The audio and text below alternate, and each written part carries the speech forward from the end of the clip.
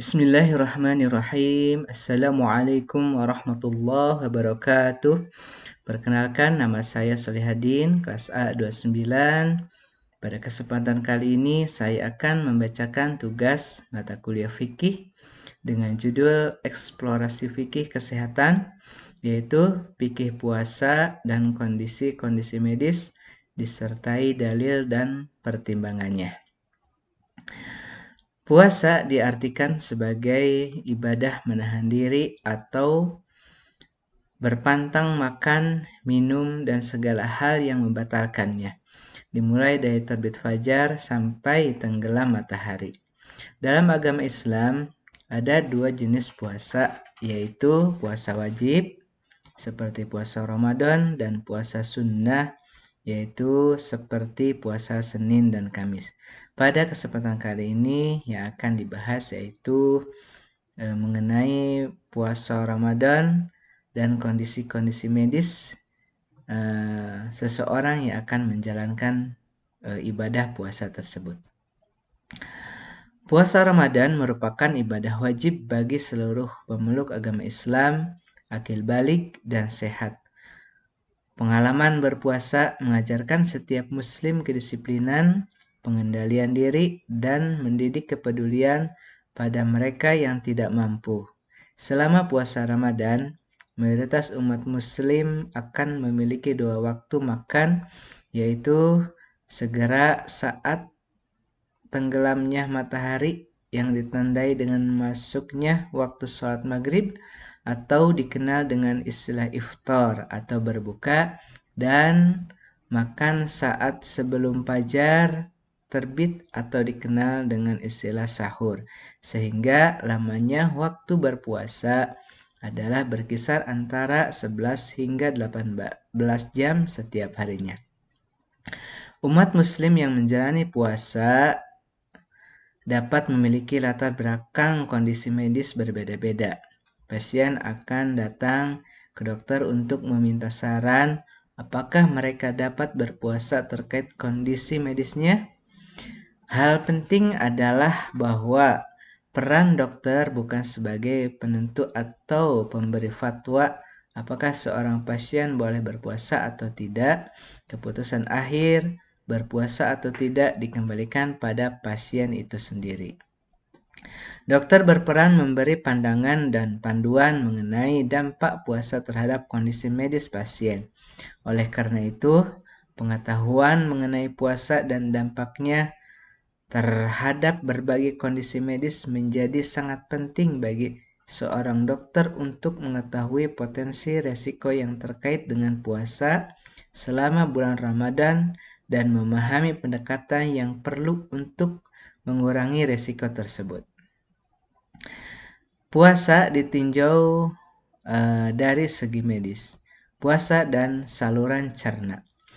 Puasa dan motilitas saluran cerna. Kontraktilitas usus menurun pada saat berpuasa menjadi sekali setiap 2 jam, sehingga puasa bermanfaat pada kolitis spastik dan gangguan motilitas usus lainnya. Migranting motor kompleks atau disingkat MMC merupakan aktivitas motorik lambung dan usus halus yang berbeda secara mendasar pada keadaan puasa atau baru saja makan. MMC bermula dari lambung dan bergerak ke arah distal melalui usus halus. Pada keadaan puasa, MMC memiliki pola dominan yang disebut interdigestive myelectric complex atau IDMEC. IDMEC ini memiliki fungsi pembersihan, melindungi lambung dan usus halus dari bacterial overgrowth melalui pendorongan mekanis sisa makanan dan bakteri ke distal dan melalui pelumasan lubrikasi lambung dan usus halus melalui peningkatan sekresi asam lambung, aliran cairan empedu dan pankreas. Puasa dan diabetes. Studi Epidar, pasien penyandang diabetes dari 13 negara Islam, 23% pasien diabetes tipe 1 dan 79% pasien diabetes tipe 2. Diperkirakan 40 hingga 50 juta orang penyandang diabetes di seluruh dunia menjalani puasa saat Ramadan tiba. Epidar atau disingkat atau kepanjangannya Epidemiology of Diabetes and Ramadan. Itu merupakan salah satu sebuah penelitian. Selanjutnya adalah perubahan pada diabetes saat puasa Ramadan. Sekresi insulin yang memfasilitasi penyimpanan glukosa di hati dan otot sebagai glikogen dirangsang akibat adanya aktivitas makan pada orang sehat selama puasa. Kadar glukosa plasma cenderung rendah sehingga menurunkan sekresi insulin. Bersamaan dengan kondisi ini, kadar glukosa dan katekolamin meningkat yang merangsang pemecahan glikogen dan pada saat yang sama gluconeogenesis bertambah.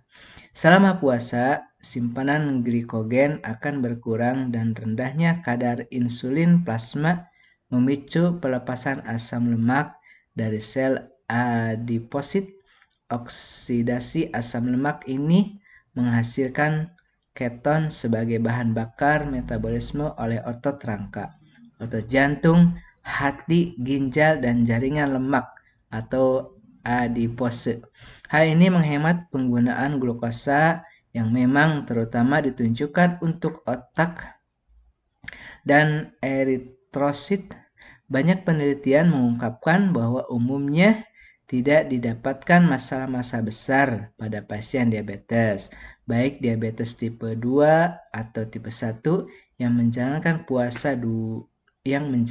puasa.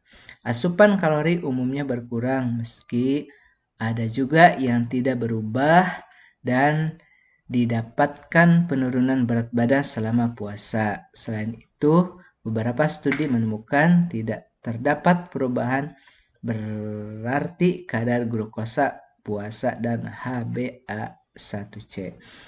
Jadi intinya bahwa di sini puasa itu adalah menyehatkan, yang mana terdapat beberapa menurut para medis yang telah diungkapkan tadi, yaitu kejadian-kejadian yang tidak membahayakan ketika seorang mempunyai penyakit dan ia berpuasa. Bahwa puasa Ramadan tetaplah wajib, sebagaimana Allah Subhanahu wa taala berfirman dalam surah Al-Baqarah, A'udzubillahi minasyaitonirrajim.